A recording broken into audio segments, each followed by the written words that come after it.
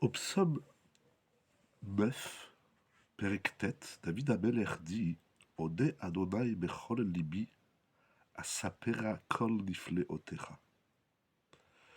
Je vais remercier Hachem de tout mon cœur et je raconterai kol nifleotecha.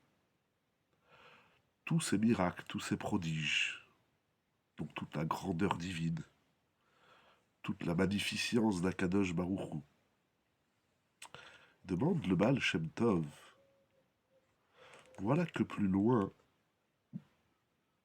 au Pérec au chapitre, au psaume 106, verset 2, David Amelech a dit lui-même Mi yemalel gevurot Adonai yashmiya kol teilato.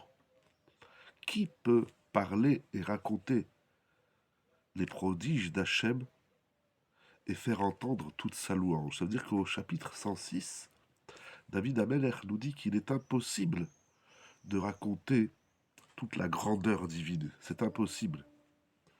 Alors comment au chapitre 9 il dit je raconterai kol nifleotecha, et au chapitre 106 il dit mi yemalel gevuot Hashem yashmiya kol teilato. Ça paraît contradictoire.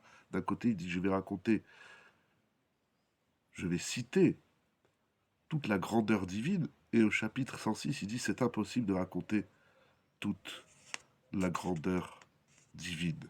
Ça paraît contradictoire. Le Baal Shem Tov, pour répondre à cela, il rapporte un machal, une image, une parabole. Il y avait un roi qui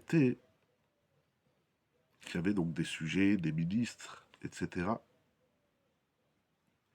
Et voilà que donc chaque sujet du roi, à un moment donné précis, chacun à son moment, pour venir vanter les qualités du roi, ses œuvres, ce qu'il fait, etc. Dire des compliments et des louanges sur le roi.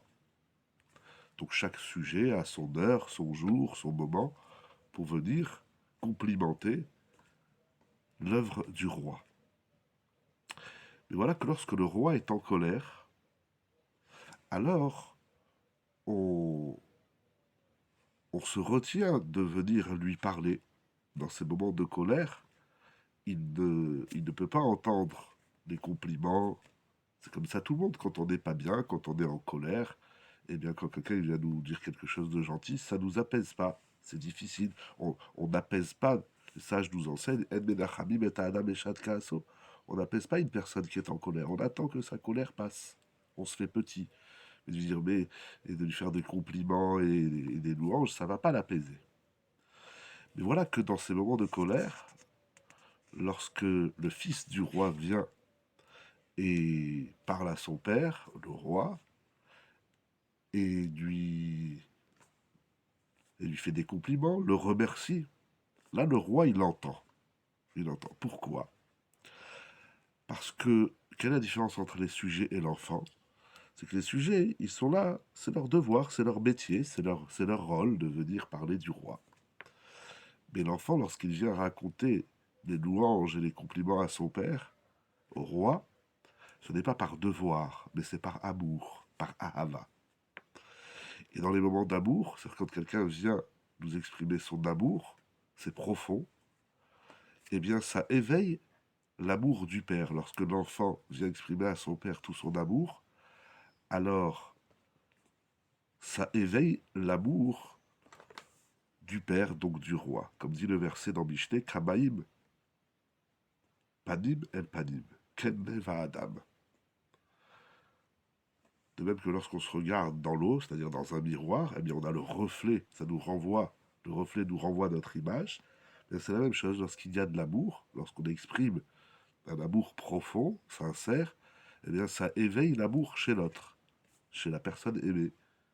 C'est comme ça dans le couple, c'est comme ça parent-enfant, c'est comme ça même entre deux personnes. J'exprime à une personne mon estime envers elle, eh bien ça éveille dans son cœur l'estime qu'elle a pour moi et vice-versa.